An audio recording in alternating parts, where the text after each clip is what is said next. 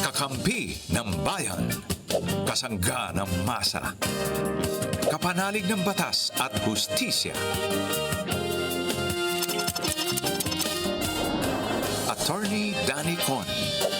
Abogado de Campanilla. Magandang gabi po sa inyong lahat. Kamusta po ang inyong araw ngayong araw na ito? At syempre, kamusta po ang inyong hapunan? Ano ho ba ang ulam ninyo ngayon? Samahan niyo po kami hanggang 7:30 ng gabi. Sasamahan niyo po kami habang kayo kumakain. Ayan, ako po inyong Mare ng Bayan, Mare Yao. At syempre, ang ating kahuntahan pagdating sa mga pagkain. At syempre sa batas, walang iba kundi si Attorney Danny Concepcion. Good evening, Attorney. Magandang gabi rin sa iyo, Mare. At sa ating mga kababayan, tuloy kain lang po tayo. Ayan. Speaking of kain, hindi na ako iba na yung gabihan. Hindi na ako sinasabing gabihan. Oo nga. Hapunan na. Hapunan na. O, kasi naalala ko yon. So, dahil dyan, alam kong maraming mga kababayan natin nagtatanong dun sa mga pagkain na dinidiscuss natin minsan. Tapos kanina, nasabi mo sa akin, yung tikoy, gagawin mong, ano? Gagawin natin kalamay. Yung tikoy, gagawin mong kalamay. Alam mo nung bata ako, yan tikoy, ginagawa namin cubes. Cubes pa rin naman hanggang ngayon. Ay, hindi. Yung iba man nipis eh. Yung yun. as in cubes, as in parang... As in cube, malaking nakaganyan. Cube. Cube. Oh. Parang ano siya, Parang ice, yelo. Parang Oo, yelo. yelo, oo. Inihuhulog namin sa ginatan. Parang bilo-bilo. Parang bilo-bilo. Ayan. Kaya sarap lang, ba pag yun? sumobra luto, natutunaw. Oo nga. Minsan kasi may malambot na Correct. tikoy So, dapat hindi mo siya tutunawin. Okay. Oo. Pero ito ngayon, nakita ko, pwede kang magpalatik. At tapos, yung latik, lalagyan mo ng asukal. Yun yung parang matamis doon sa tikoy. Pwede mo lagyan ng kaunting langka. Tapos, itsaka mo siya, ilalagay yung tikoy cubes. So, may latik, may asukal. Matikman nga yan. Parang kakaiba. Pero matamis pa rin. Matamis. Matamis na yun eh. Matamis na yung tikoy. Oo, matamis. Hindi ba asaksakan ng tamis yun? Baka naman may sugar plantation na kayo nun. Kasi pagka daw hindi matamis, hindi maswerte. Yes, kinakailangan ang tikoy para po maging maswerte. Kinakailangan napakatamis at napakalagkit. Kala ko, Hindi malagkit ang napakakunat. tikoy. Hindi, yes, parang ganyan. Malagkit na malagkit dapat yan. Parang tira-tira. Alam mo yung tira-tira? Hindi. Hindi mo na ay nabutan yun. Hindi ko alam yun. Belekoy lang alam ko. Tira-tira, pag inimpisahan namin sa umaga, gabi na. Ando dyan. Kaya pala wala nang ipin ng mga ibang mga Nakikipagbuno pa kami rin sa tira-tira eh. Talaga? Sa sobrang kunat at sobrang lagkit, sobrang tamis, tira-tira. Pinagtsagaan nyo talaga ha? Kaya parang daming may diabetes. Parang ano yan? Ano Yan, yan? Tira-tira, belekoy. Belekoy, naabutan ko pa. Yung malagkit na May malagkit na malagkit. mayroong sesame seeds. Oo, pero alam ko talaga, ang sinasabihan kong belekoy, yung taong makunat. Ay kasi nga makunat. Hindi lang makunat, saksakan ng kuripot. Ay, Dukdukan nuknukan. ng kuripot. Ayan. Nuknukan.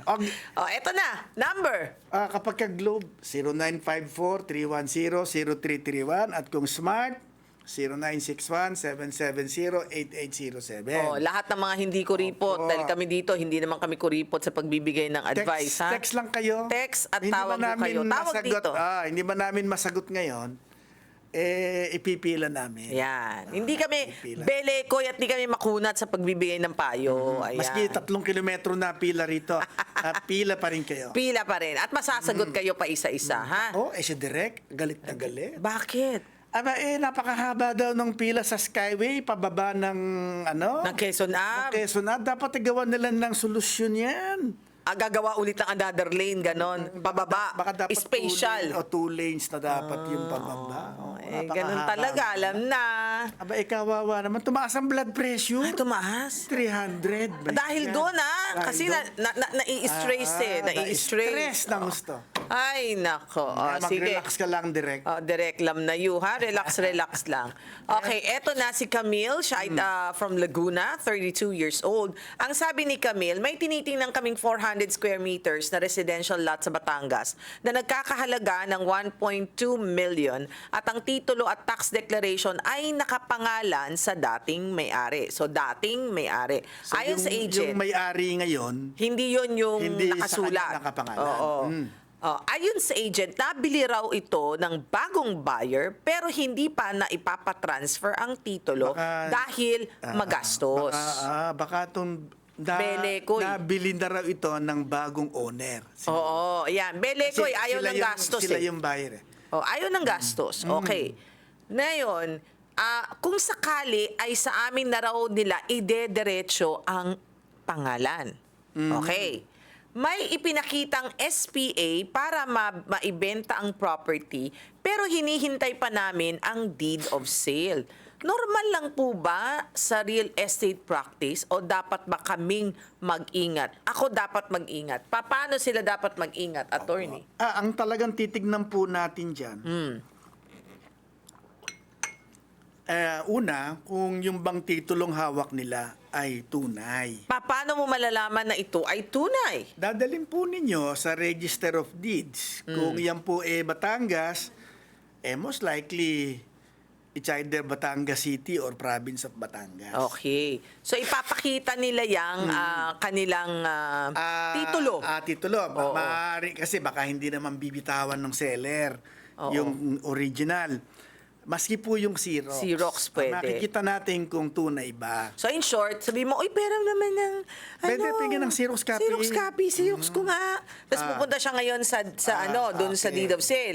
Sasabihin niya, pakicheck nga po ito kung tunay, ganon. Kung may, at ngayon, kaya may problema. O kaya yung likod doon, baka naman Baka may mga tad ng tatak, Ano klaseng tatak? mortgage, lost. Di ba, nawawala po yung original niya. May May ganon. mga pwedeng ganon. At kung may mga ganon, medyo ingat-ingat. Ay, siyempre, ingat ka. Ay, nako, Okay. yun nga. O, Tapos yung tax deck. Di ba, sabi niya may tax deck. pero nakapangalan sa dating Ayan owner na. din. Edit checkin nila kung totoo yun. Ayan, checkin din. Ngayon, paano napunta dito sa kausap nila? Kaya nga. Sabi may SPA daw. O baka hindi naman pala siya ang nagbebenta. Ipinabebenta lang sa kanya. Magkaiba kasi yun. Magkaiba yun. Kasi ito, yung may-ari na nakarehistro, ipinabebenta dito sa taong kausap nila ngayon at may SPA lang siya. Kung may SPA po siya at wala siyang deed of sale, ahente lang, lang siya, agent lang siya. Nako, pag binigay mo pera dyan, baka mamaya Correct. magkaroon tayo ng problema. Opo. So, ang pagka po ganon, ang kinakailangan kontakin ninyo, yung taong Nakasulat doon. nakasulat ang pangalan sa titulo. Ayan. Hanapin po ninyo, saan nyo makukuha ang address. Oo. Doon po sa doon po nyo Sa SPA. makukuha ang address niyan, una sa SPA, pangalawa, doon po sa assessor's office. Baka may naiwan na address At siya doon. talagang may address yun doon. Pwede ba niyang kunin yun? Ayun. Kasi yung public record yun. Okay. O yun naman pala pero dapat talagang mag-ingat. Ngayon siguro ang tanong natin, may mga instances kasi na talagang hindi pa nalilipat yung titulo doon sa pangalan ng bagong buyer. Totoo naman yun. Minsan kasi may tax avoidance. Hindi tax avoidance, kundi wala namang mawawalang tax sa gobyerno ron. Kasi di ba magbabayad ka dapat ng 7%, ay 6% ba yun? Magkakaroon ng tax avoidance. Transfer tax. Ang magkakaroon ng tax avoidance kung ganito ang mangyayari. Halimbawa, ikaw, ibinenta mo sa akin. Yes. Ako, ibinenta ko kay Direk. Okay. Okay. Kapag pinalitan natin ang dokumento at Diniretso ko na. Diniretso mo sa kanya Yes. na wala yung isang transfer. Yes. Yun, dinaya mo gobyerno ron. Okay, baka nga tax evasion yun. Ganon. Kasi parang nadaya ang gobyerno. Dapat meron pang isang transfer. Oo, hindi na transfer. Tinanggal ninyo. Pero, valid ba yun? Ang alin? Ne, pagka yung transfer, valid yun. Ah. Pero meron ka lang inavoid na tax na Oo. dapat binayaran sa gobyerno. Ah. Ngayon, may nagsasabi, tax avoidance yun. Oo. Lalo pa kung pumapayag naman yung ikaw. Both parties, tsaka yung- oo. na parang ano na ako Naging dyan. ahente ka na Parang lang tuloy, ahente na lang ako oo. dyan. Okay. Pero kung sa kanya mo, sa akin babayad, at ibabayad ko sa'yo, tayong tatlo ay magiging party sa tax evasion. Ayun. At may kaso rin yun. May kaso yun. But anyway, pwedeng legal naman yung pagta-transfer kung siya talaga yung totoong may-ari. Pero nga, dapat kung ang third buyer Is si Direk. Ako yung kausap ni Direk. Oo. Natural, ang titulo nasa pangalan mo. Yes. Wala sa akin. Oo. O di dapat ang hahanapin ngayon ni Direk, paano napunta sa iyo yan? Ah. Binenta ba sa iyo yan? Kung binenta sa iyo, pwede ba makita yung deed of sale? Oo. Pag naipakita yung deed of sale, una mong pupuntahan yung notaryo. Na notaryo ba talaga to? Baka iba. Naku, ang dami ding ang daming ganyan. problema rin sa notaryo. Pangalawa, attorney. kung makukuha natin yung address usually nandun naman sa absolute sale, yung address, puntahan nyo na yung real, o yung dati, yung ikaw, puntahan ka na yung unang owner. At tanongin, ito ho ba talagang binenta nyo rito sa kay Concepcion? Ah, ganyan. Ay, Okay. hindi ho, nawawala ang titulo ko, ninakaw. Di ba? Ayan. Yun na, doon nalalabas lahat. Lalabas lahat Okay. yan. Ang tanong ko, attorney ha, may mga pagkakataon, ito ha, totoo to ha, yung notaryo services, sometimes, sabihin mo na ikaw mismo punta doon, pero yung parang mismong nagnonotaryo, hindi pala siya yung pumipirma. Maraming ganon kasi yung... Kasalanan ba ng tao nang nagpanotaryo yon? Kung na-deceive din siya? parang hindi. Oh, di ba? Kasi dahil wala siyang kasalanan. Ang minsan, ang masama pa nito, yung iba, peking-peki pala talaga. Yes, kaya nga sinabihan ko mga estudyante ko. Paano? Pag kayo nakita ko nasa ilalim ng tulay, nagnonotaryo, sasampalin ko kayo. Nakaw! Hindi nga, totoo. Ang daming ganon. So, yung nagpapanotaryong dokumento, ano ang repercussion nun? At ano din yung repercussion dun sa tao na nagtitiwala, dun sa mga attorney, nakala nila sila yon. Well, hindi naman nagiging invalid yung Dokumento. as a rule. As a rule. May exceptions. Okay. Deed of donation ng lupa. Oo. Okay. Ayun ang medyo Kasi matitindi. for validity, kinakailangan na notarized. Oo.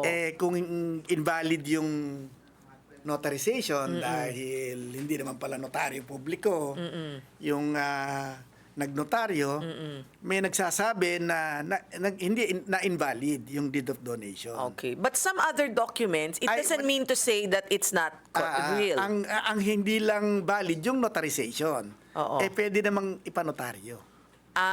Okay. Hindi pa notaryo natin. Pero hindi valid pa rin yung kasalanan notaryo. nung hindi Ang kasalanan problema nung- doon kung namatay na yung nagbenta. Hindi na yun. makaka-appear. Okay, I got it. Hindi na makaka-appear. May paraan naman doon. Ang tawag namin doon, reformation. So may paraan May doon. paraan doon. Pero hindi Hindi pwedeng kasalanan wala. din nung tao na nagpapanotaryo. Yes. Okay. Pero may kaakibat na responsibilidad yung nagsasabi na notaryo publiko pero hindi naman pala siya totoong notaryo publiko. May criminal... Usurpation yun. At saka pwedeng stapa. Estafa. Estafa, Matindi yun. nanluloko Oo, yun, nanluloko. Okay. sige. Marami yung mga nasa ilalim ng tulay. Bakit talaga nasa ilalim ng tulay? Sa tingin mo lang, bakit sa ilalim ng tulay? Di sa ibabaw. Kasi para hindi siya bababasa. May ganon. Hindi siya maiinita. May Ayoko tulay nga. sa ibabaw ng kanyang ulo. Diba? Sige, okay, eto na. Kanina pa niya ako kinukulit. Si Neil daw ng Rizal, gusto ka makausap. Sige, di pa Oo. kausap. Neil, good evening. Po, si Mare Hello. po ito at si Attorney Danny Concepcion. Ano pong may paglilingkod? Ay, nako, magandang gabi po, no? Opo. Tungkol po sana dun sa titulo ng lupa ko na nagka-problema, pero hindi ko kasalanan. Ano ba yung problema? Ano ho yung problema? Lumabas yung problema, ganito po, no? Kasi Sige po, i-istorya nyo. nag-ano ko yung inayos ko na sana yung ano ko, itong property. Ililipat ko sa mga anak ko by way of donation. Ano ho? Okay? So, nagkaroon po, by Ano way daw of po? donation. Ano? Deed of donation. Deed of donation. Sige po. Deed of donation. So, punta ko ng BIR, naayos naman lahat, no? Nabayaran yung corresponding donor's tax, na-check yung mga dokumento, lahat na. Ngayon, yung bagong kasing requirement niya, yung tinatawag na e-title. E-title. E-title, no? Pero yung po doon sa extrajudicial, yung hawak kong titulo, no? Na supposed to be wala namang problema. Nakapangalan sa magulang nyo. Hindi, sa akin, nakapangalan po sa akin. Nakapangalan na sa iyo yung titulo. Oo. Kanino nang galing sa magulang nyo? Hindi, sa akin yun, sa aming mag-asawa. So, nilipat namin sa... Nabili nyo. Hindi, dati, subdivision kasi yun eh. Kaya nga, paano napunta sa inyo? Nabili nyo, ninakaw nyo, paano ho? Hindi, nabili ba Ayun. Nabili nyo, kaya- Government payment noon. Nabili nyo, Nabili po. nabili nyo, kaya nailagay ang titulo sa pangalan nyo. Opo. Ayan, okay. Ano hong problema? E-title. E-title, ngayon, di siyempre, nagpunta naman ako sa Register of Deeds, nag-file ako na application for e-title. Ito nung 2021, kasalukuyan ng yung kasagsagan ng pandemic. Nako, ng COVID, oho. Oo, ng COVID. Anong nangyari? Lumalabas, hindi makita yung title. Pero yung original ay isinurrender ninyo? Hindi ba ang original mismo na sa Register of Deeds? Ang hawak ko yung duplicate copy ng original. Kaya nga, original din ho yun. Original, yung hawak ninyo, duplicate original din po yan. Okay, pero ang nawawala, yung original na nakapile sa RD. Nawala siya. Sir Neil? Di ba sila? Sige po. Ano po yon? Na medyo garalgal po kasi.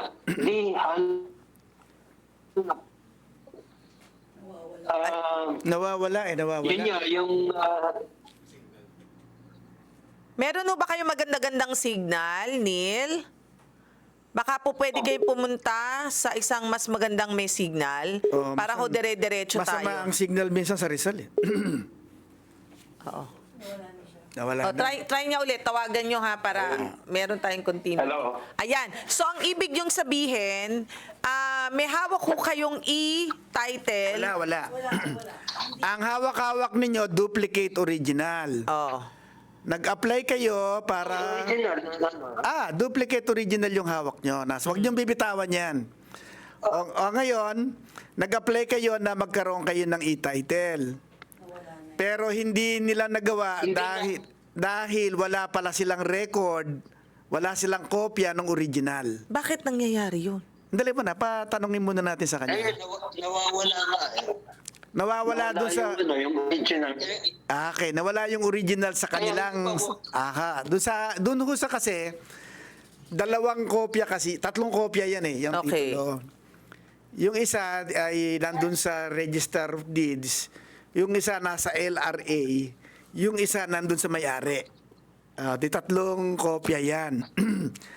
Ang nawawala, yung nandun sa Register of Deeds. Paano na yun? Di ba dapat sila humahawak ng records? Alam mo kasi minsan naglilipat ng opisina, minsan ay maraming dahilan minsan kung bakit nawawala. Paano na yun? Ngayon ganito. Yan ho ba hinanap na nila? Opo, isipin nyo, 2021 pa hanggang ngayon, hindi pa namin. Hindi nila makita. Hindi pa raw nila makita. Ang sa akin, ang gagawin ho dyan, administratively, ang palagay ko pwede yan Paano gagawin Yun ng nga po, LR? ang- Kasi ang nawawala yung kanila hindi Yung yung sa kopya. kanya. Oo, yung kopya nila. nila. Correct. Aha. Opo. Okay. Kasi kung ang nawawala yung sa inyo, ang tawag namin doon is reissuance of another duplicate certificate. Okay. Yung sa kanya ngayon ng okay. Kapag ang nawawala ho yung sa kopya ng registrar, Oh. ang tawag namin doon reconstitution. Paano yun? Saan sila kukuha ng kopya doon? Dati, ay, yung kopyang hawak niya. Yun yung ipapakita niya. Tsaka yung isang nasa LRA.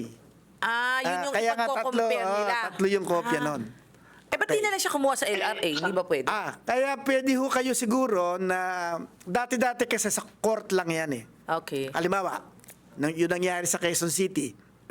Nasunog. Ang daming sunog. Nasunog. O di Oo. nasunog ang mga titulo. Di walang titulo ngayon ng Quezon City, Quezon City RD. Oo. Okay. Kasama yung titulo ng bahay namin. Oo.